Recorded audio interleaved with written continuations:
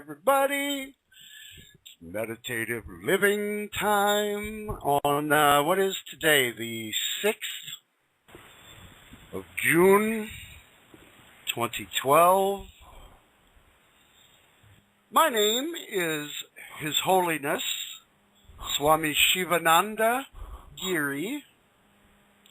I will be your host for meditative living here on the Blog Talk Radio via the gifting of this time by those who put together the Type 1 radio project. I wish to acknowledge each and everyone involved in the Friendship Agenda and the Type 1 projects, more than one now, and wish them all the most divine blessings to flow to and through them into these works.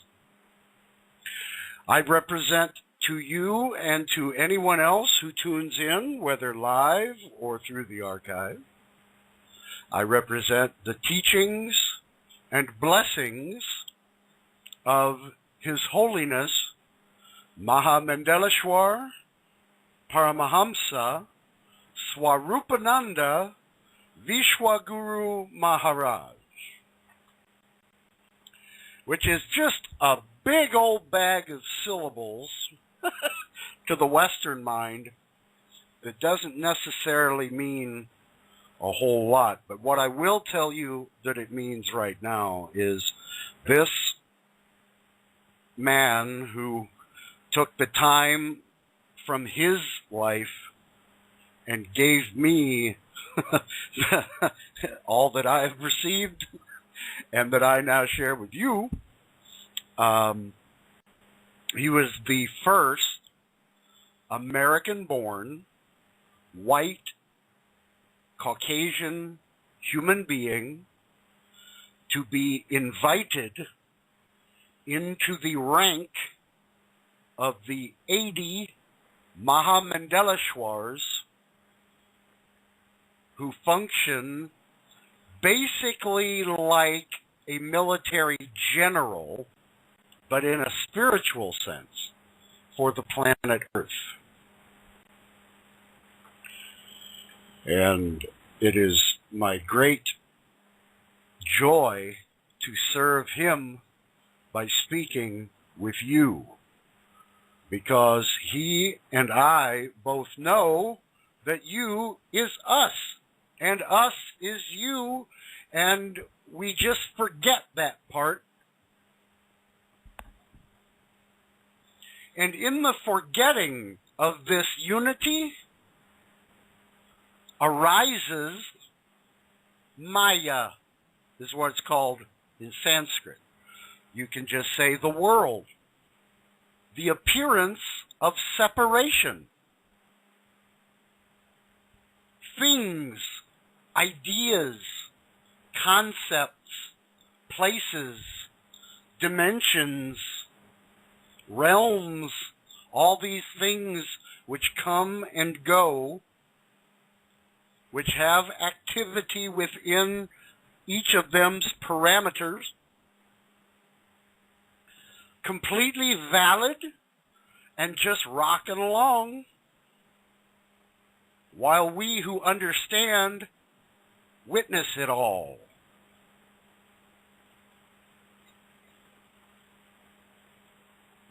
And within those parameters, we do what we can to the best of our ability, dealing with whatever our individuated issues may be at any given time, just like everybody else. What, 7 billion of us now, just on third dimension Earth? All from the same source.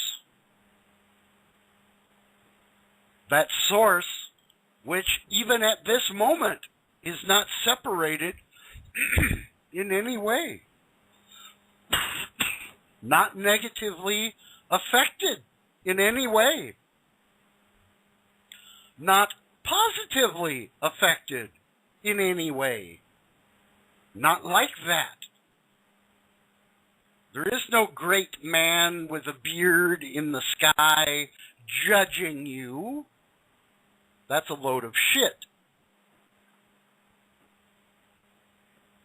That was told to you for purposes of control. That which is our source is beyond all names and all forms. Simple. It's before all of that. It will be after all of those things have gone away. It does not change. And you cannot rightly assign to it any attribute, any title,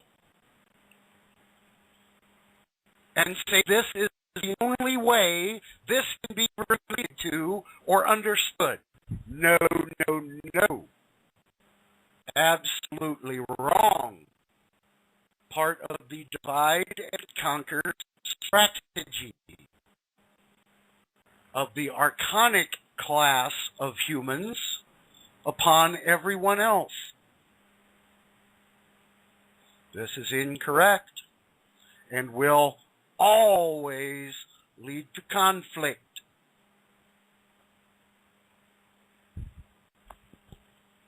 Because it is designed to do that.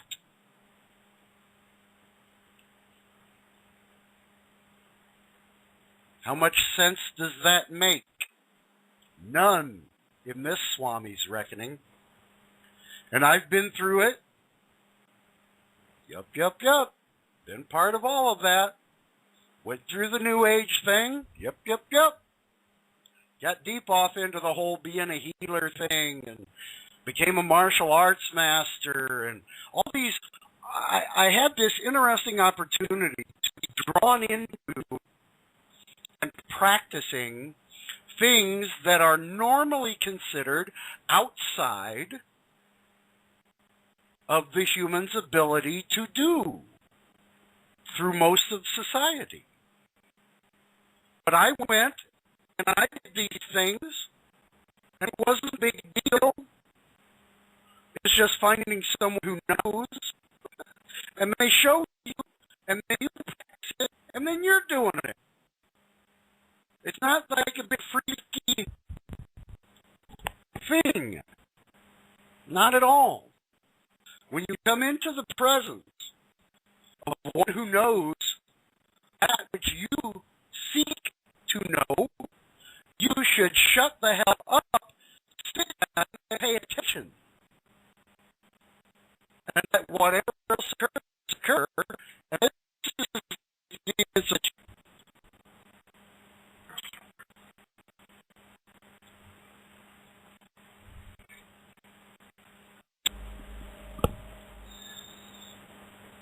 Namaste again. Live radio, type 1, in effect. Had to get my bank card for the wife. I accidentally had it in a pair of pants, and she just about left without it. See, just normal, everyday stuff. Doesn't matter whether you're enlightened and liberated or not, defecation will occur. Can't be stopped. Nothing gets to be just perfect and you're just happy and sitting on a cloud and, you know, things are still going to happen. So what? We're just in a situation in our society where these natural annoyances can be exploited to the max through media, through occurrences which seem rather apparent that things are going to probably go badly. And there just doesn't seem to be too many ways to keep from stepping on that particular dog turd. Seems to be this is what's going to occur. The best many of us can do in the midst of it is either practice japa, which is the repetition of a mantra. And right here, I want people to understand, just because the word mantra may be somewhat foreign to you, please understand, here is what it exactly means. Its etymology. Man, M-A-N, refers to the mind. Your individualized, externalized thought processes. Tra refers to transcending mind.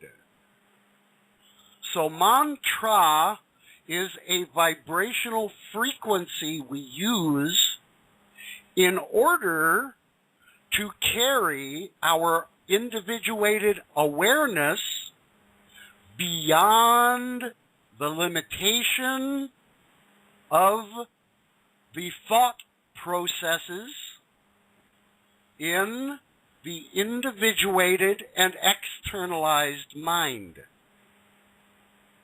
That's all mantra means.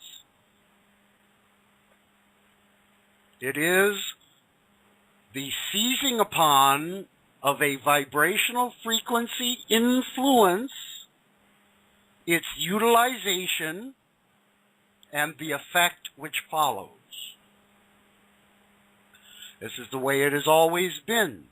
If you go back or had any interest or do some looking into it, back in the times of the Mahabharata, some of these ancient texts from India, which are historical in nature, not mythological, there were UFOs flying around, smacking people with things, with missiles.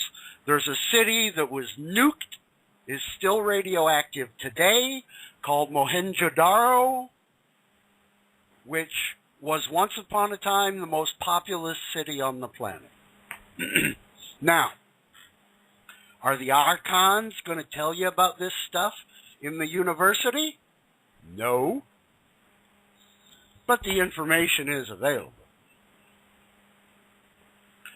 And those of us who are involved in lineages which go back far before Mohenjo-Daro and such things, we understand what's occurring, and we are now stepping out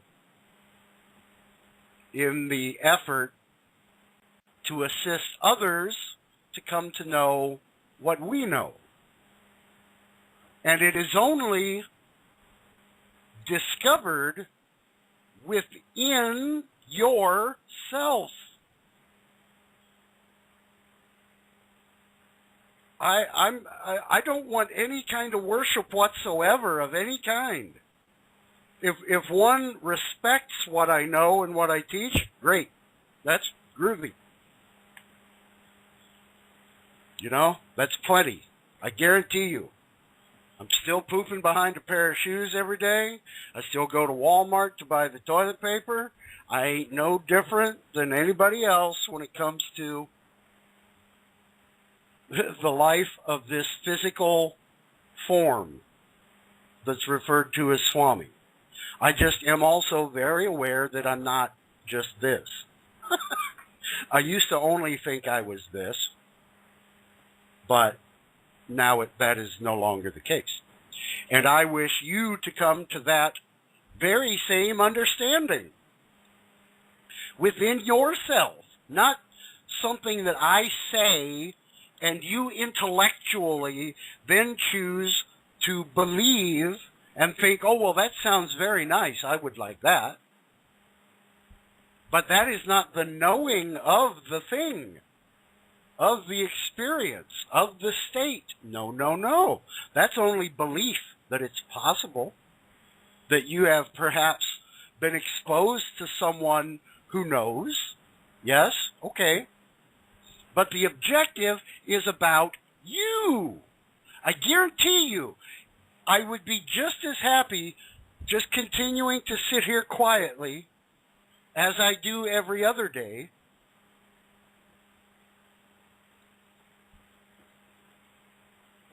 It's just fine. I'm fine. It's okay. I'm watching all this stuff take place. I'm involved in assisting. I have no idea the actual number. I don't really keep track of that, but I'm in contact with numerous people around the planet through the internet from my little ashram here deep within FEMA Region 5. And I just continue to try to point their nose in the direction that will take them to that which they have not yet seen directly and consciously. And it's a process. And each individual experiences it in the way that is appropriate to them. There's all kinds of great books out there that tell these great stories of real great visual experiences of the masters and all that. Well, you know what? A bunch of that is not even necessary. One can get there with very subtle experiences. The fancy stuff sells books. Yes, yes, yes. But it is not truly representative of the process. At the end of the process, all mystic traditions, which again, let me define the word mystic for you. It only means one who has direct, conscious experience within themselves is a mystic. But those who follow the various mystic paths, and each of the major religions has one. In Islam, they have the Sufis, where Rumi came from. Fabulous poet, speaking always to the beloved, the divine, which he found himself to be. And he came to understand it in that relationship.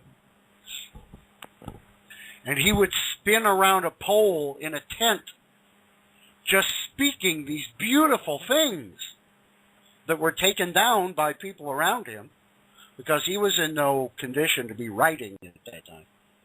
He was spinning. He was making a circle.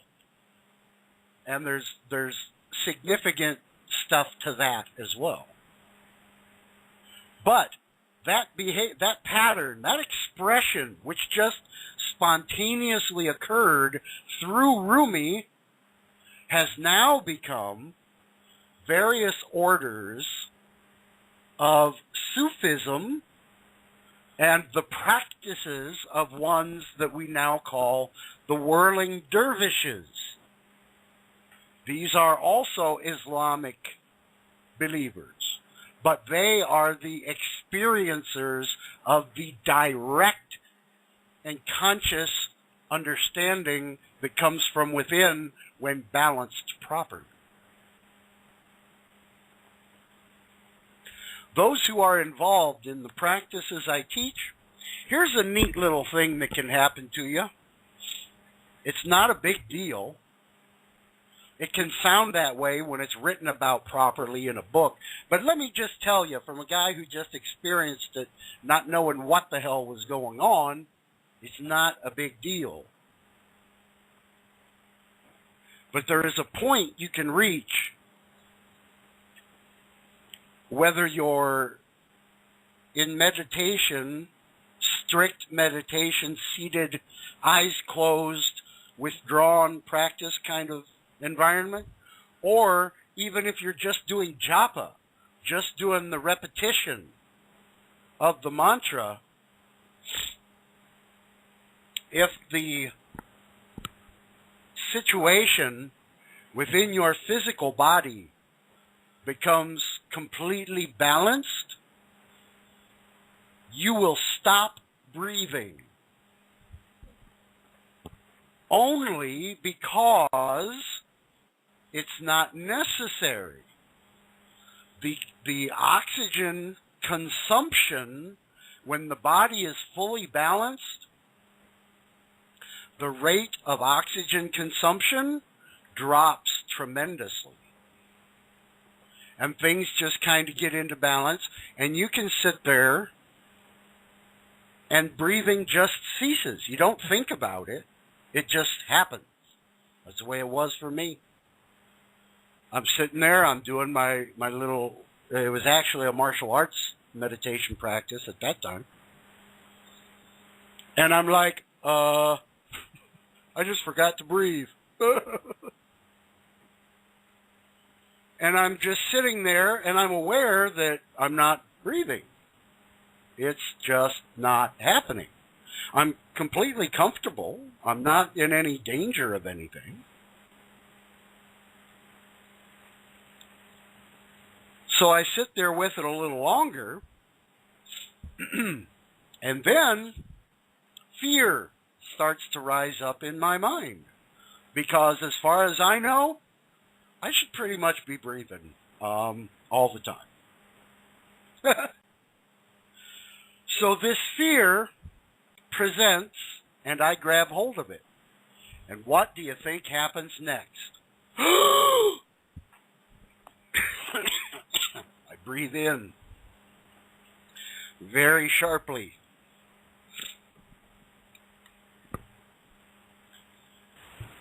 And the breathing process resumes. And that's that. But in that moment, which I did not bring about by any intellectual apparatus of any kind, it just happened. It was time, and the conditions were right, and it occurred, and it triggered a thought process within me to get scared of it, when in actuality it was of no threat whatsoever. Couldn't have hurt me at all. But I didn't know what was happening, so I got scared. It ceased, went into breathing a little fast, because now I'm kind of scared. So that reaction of the physical body was in full force. I am feeling fear due to a perceived threat, but it wasn't really a threat at all, was it? Only my thought about it made it seem to be a threat, but it wasn't. There are yogis, and this is documented stuff, who have been buried underground, and they shut their metabolism down so much that they can be buried for long periods of time and then dug back out, days, weeks. I mean, look it up. It's been done. It's not unusual. It is possible, but it just doesn't make a big difference. That's the thing, you know?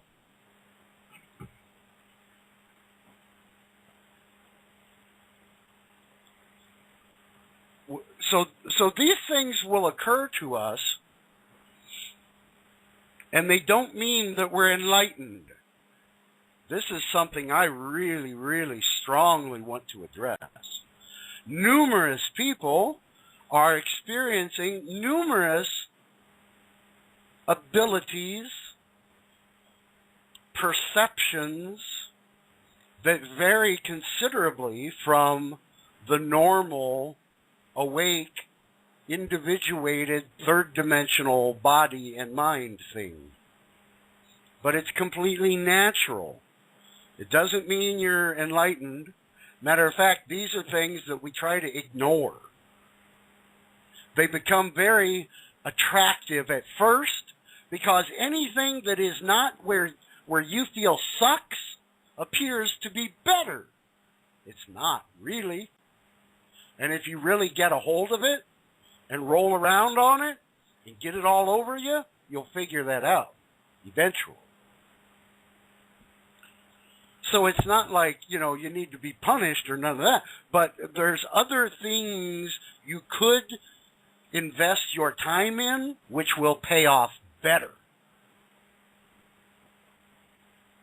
And that's what I teach. That's what my lineage has been teaching for millennia upon millennia. And it's always been passed on from a master, which again, okay, personally I don't have a problem with the word master, but I came up in martial arts, and the master was the boss. I mean, everybody wants to know what the master knows. So this was not perceived as a negative. But for many, many people, the word master in itself has negative connotations. So I don't mean to trigger that in people, but it is just the reality of the situation we are in. The title Swami means master. That's all that is. Master of what? Master of within me. That's it. Nothing else. Not mastering anyone outside of me. I wouldn't even seek to do that. I will assist people if they ask. I will help to the best of my ability. Yes. Do I tell people what to do? No. I present them with perhaps an option they had not yet thought of. Yeah, that happens a lot. But there's no, oh, you have to do this or bad things. No, there's nothing. I don't work with people on that level. I work with people in other dimensions. I work with people in other realms, in the astral. I meditate with people in the astral. I've initiated people in the astral. I have no concerns about anything taking place in any of those other places. It's all taken care of, no problem. It gets taken, I don't need to go play there. For me, it's like, I don't know, it's boring. It's not what it's about. For me at this point. It occurs. I don't have to be concerned about it. I think that it's great for people to for people who have never experienced anything directly and consciously outside of their waking conscious state through the physical body and the individuated and externalized mind, to have an experience outside of that is great and is a very strong indicator that there's more going on than they previously knew about. Great. Beyond that, I see it as a detail that can become a detour. Because while you're putting time, energy, and focus into that which is just something other, you're not directly working towards source. You're working off into another aspect of the play of consciousness. It's infinite. It's all over the place. More variations than a human can count. All going on all the time, up, down, sideways, as within, so without. What that is actually speaking of is the unity, not the movement. The stillness, as above, so below. No change. So in that, above and below do not exist, because there would have to be some distinguishing thing. And in that state, there is no thing at all. And when you reach that, you understand. You see things differently. It doesn't mean that you stay in that way all the time. No, no, no. These types of experiences come and go. They're like glimpses at the end of the road. You know, you caught a little glimpse of it, but then life comes back in and takes over your attention and that sort of thing. That's why we do the practices of mantra by which your perception, your awareness is carried beyond the limitation of the individuated and externalized mind and its thought processes. Because you are completely whole, in great shape, absolutely fine. In that state, you just had to forget about that, or individuation won't stick. You just go, oh, but none of that really matters. I'm all of it. No, you have to forget you're all of it and incarnate and then figure it out while you are acting the play out on the stage of the world. You have to then figure out what your character is, what your character does, and go through all sorts of transformations in this process of repeated embodiment and lesson learning. Until the jiva, the soul, the atman, the spark of the divine, however you like to think of that individuation of consciousness, that functions like a container and is filled through lifetimes, here, there, everywhere, with the experiences and the lessons that are required for you to acquire into your direct and conscious knowledge. And at the time of each bodily death, apparent death, it's not truly a death, it's just a change. But at that point, whatever your externalized and individuated mind is attached to and averted from continues in the next incarnation.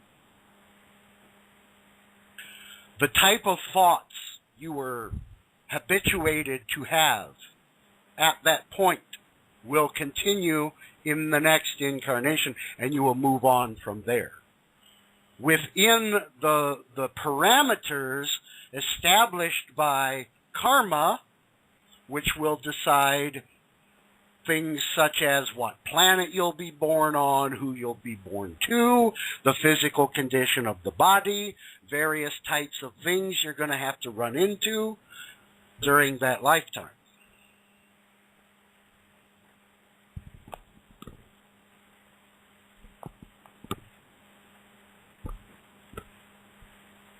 So, that's what we do. And this is the way it's always been done. But unfortunately, So many people have spent so much time fighting about it. It's just ridiculous. It's not difficult to do, especially when you have the Shaktipat of a master. That's what makes all the difference in the world. Because if the one saying the words to you does not fully and deeply embody and convey what is happening, it's of no real value. It might turn the mind on for a while. It might bring about some nice thoughts, but beyond that, it's not going to change you. But what we do changes people. Bottom line, for the better. And it allows them eventually to see the things that are happening within their lives are occurring for a purpose, a constructive purpose, even if the thing seems ugly and negative and scary and all that. It's necessary, must be done. And then it can be watched, allowed to play out in whatever way it plays out. You try not to polarize towards either side of the coin. It's one coin. One, just one. Apparent difference, yes. Function within it properly with awareness, yes. Not that hard. Will emotional things rise up and cause crap? Yes. That's what happens in duality. So that will continue. Reset, if you would. Let's go ahead and do our little... Okay. Yeah, we'll play the ad and then the version of the mantra this time is done by Muni, and I'm probably butchering the last name here, so I'm sorry. Muni Natarajan. Lovely. Flawless Science believes you deserve the right to have a long and healthy life. You deserve to have toxin-free air and water and foods rich in minerals and nutrients. Factory farming, genetically modified foods, and thousands of environmental contaminants are polluting our world and stripping your right to healthy life away from you. FlawlessScience.com helps you regain these rights. FlawlessScience.com makes natural products and provides the best nutraceutical products to enhance your quality of life, your state of health, and well-being. So whether you're struggling with obesity, diabetes, hypertension, memory loss, allergies, high cholesterol, neuropathy, or to spice things up in the bedroom, FlawlessScience.com is here to help you. FlawlessScience.com ships quickly worldwide in discreet packaging and will never sell your information to anyone for any reason. For all your wellness, weight control, extreme muscle building, and nutraceutical needs, visit FlawlessScience.com today.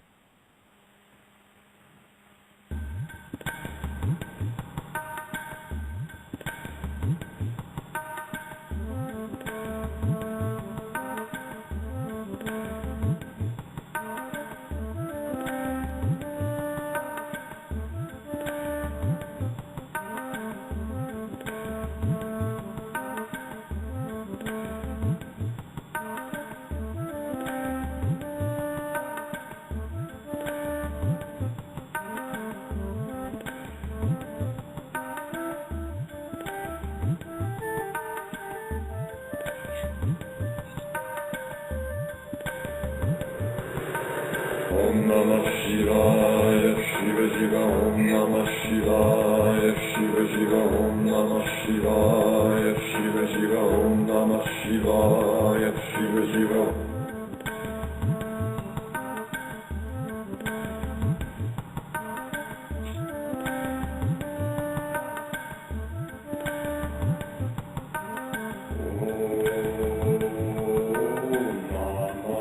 Shivaya.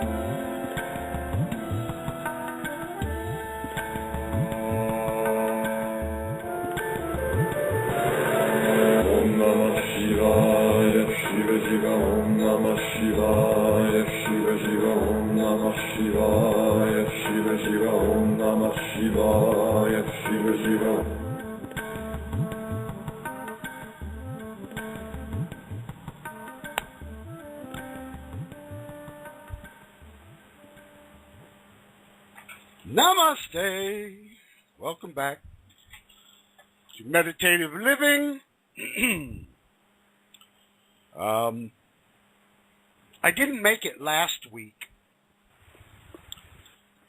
because I was asked to go with a friend on a trip to go fetch something, and the person we were supposed to fetch it from was from another town, and they didn't leave the town. They were in that, yada, yada, yada. Anyway, I couldn't get back to the computer in time to do Meditative Living lesson.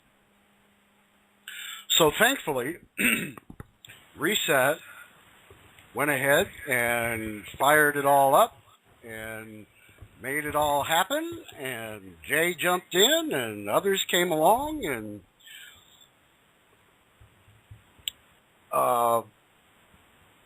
through that process, it seemed to be a good idea that we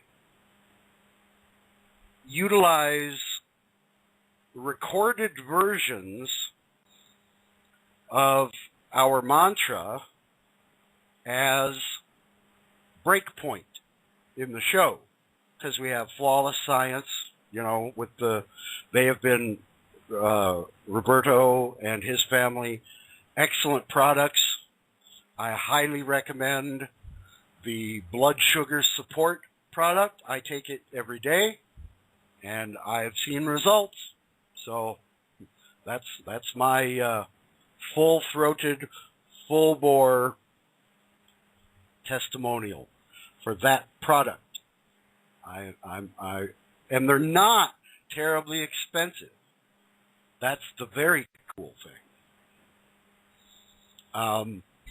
Anyhow, after that commercial, it just seemed like it'd be a real good idea, since I wanted to run a song as a kind of a break so people could get away and do whatever, and, you know, whatever one needs to do, to utilize versions of the mantra that are done as songs. There's many. We do use one every show as the closing that's done by Krishna Das. But Reset kind of stumbled over that idea, and we will be doing that from this point forward. So, okay, we got somebody on the phone. Yeah, we got a caller from the 210 area code. Where is 210? 210 is San Antonio, Texas. Can you hear me? Yes, I can. Who's this? This is Shane. I'm actually in the Dallas area right now with my dad. And okay. I've been following you for a long time. I was acquainted to you through Friedman and getting into his whole thing, and just been listening behind the scenes for a few episodes now, and I was into the whole Hare Krishna thing, still kind of am, but I have no doubt in my mind, Swami, that with great respect, I just want to say I have no doubt in my mind. If I could humbly ask you for initiation, if that's possible. I have zero doubt. Would would you like this right now, live and in person, or would you like to make it private? Pay for it in some way? I mean, I am totally okay with live. I have zero doubt. Everything you say just resonates. It seems like you're picking up on the next thing I'm asking about in my mind. And then last time, Mike was asking questions about the Krishna temples and all that, and I'm like, it was like the exact stuff I was thinking about, and I was just like, what? Yeah, and Mike, so, who is known here fairly well, he has been named Sri Satnam Ji, which Satnam in this particular instance refers to true name. Satnam. So he is the revered Sri Satnam Ji. In that part of the world, Ji is tagged, J-I is tagged onto the end of people's names that you respect, and you are communicating with them in a respectful way. It's not any slavish, anything nonsense like that. But anyway, he's in Belgium right now. Wow. And he has recently been invited to go spend time with the Mahamandeleshwar in Los Angeles. So we'll be hearing neat stuff from him here pretty quick. Awesome. Oh wait, no, he says he's in France actually, not Belgium today. He left Belgium a few days ago. He's putting that up in the chat. Anyway, cool. Your initiation. When initiation is given, this is called Diksha. D-I-K-S-H-A. What I am about to do is classically, for millennia, referred to as mantra Diksha. Yeah. I will be saying some syllables, and in the giving, from my lips to your ears, a transmission occurs subtly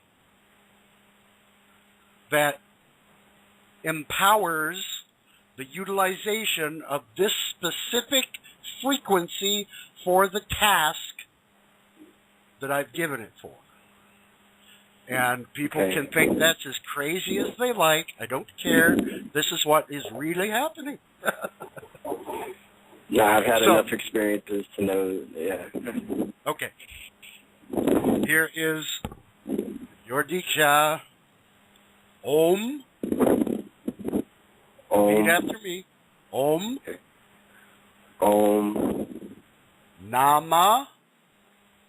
Nama. Shivaya. Shivaya. Let's hear it again. All together. Okay. You do it. Om Nama Shivaya. Let's say it together. Let's do it together on 3. Ready? Okay. 1, 2, 3. Om Nama Shivaya. Very good. Now, to hold in English as the meaning of this, I would like you to simply associate it with the English words I bow to infinity. That's it. I bow to infinity. And that's helpful. This I being the current encapsulation and aggregate of a physical body and an externalized, individuated mind carrying out its thought processes. That is what that means. And this vibrational frequency, not the repeated thought, that doesn't do anything. Right. The vibrational frequency will actually carry awareness beyond its current restrictions. I would like you to perform this. The best case scenario is upon waking up, hit the bathroom, wash your face, whatever, then sit, close your eyes, and begin doing the mantra. No audio stimulation, no listening to music, none of that, because what we want you to do is to basically withdraw attention from the physical senses and turn that all inward into the experience that is brought about through the vibration of the mantra. Now, while you're doing this, your mind is going to run amok. It's supposed to. There's people who come along and go, okay, so you start doing mantra and you blank your mind. Wait, if just blank your mind was that easy to do, there wouldn't be all this mantra. Because it's just not. You will be sitting there doing the mantra, rocking along. It feels good. You're in the vibe. Then all of a sudden, oh, I got to pay this bill. Or, oh, Mom says I got to do this. Or, oh, the kids need shoes. Or, damn, that's my eggs. You know, any kind of random thing can come up. Fine. That's only the mind doing exactly what it does. You are superior to that process. So when this occurs, you simply notice thought has arisen. Doesn't matter what it is. Just thought has arisen, resume mantra. That's it. And the practice is actually going back to the mantra every time you disturb during the time set aside. So 20 minutes away of that mantra, do it as you are falling asleep at night. This will help you slip out of the wakeful, dreaming, deep sleep cycle into the fourth state in which those three switch places. All right? I haven't talked a whole lot about that, but we'll get to that eventually. I welcome you to the lineage. Thank you for asking for Diksha, and I will work with you until one or both of us is gone. Period. I'm fully thankful, and I'm totally on board. Thank you, Swami. Namaste. You are my very self. And thank you. You're going to figure that out. And that's how easy it works, ladies and gentlemen. Namaste, everyone. I leave you all with great love and great respect. Next week, we'll talk about the Free Your Mind conference I've been invited to speak at. We'll talk about that a little. Namaste. Great blessings.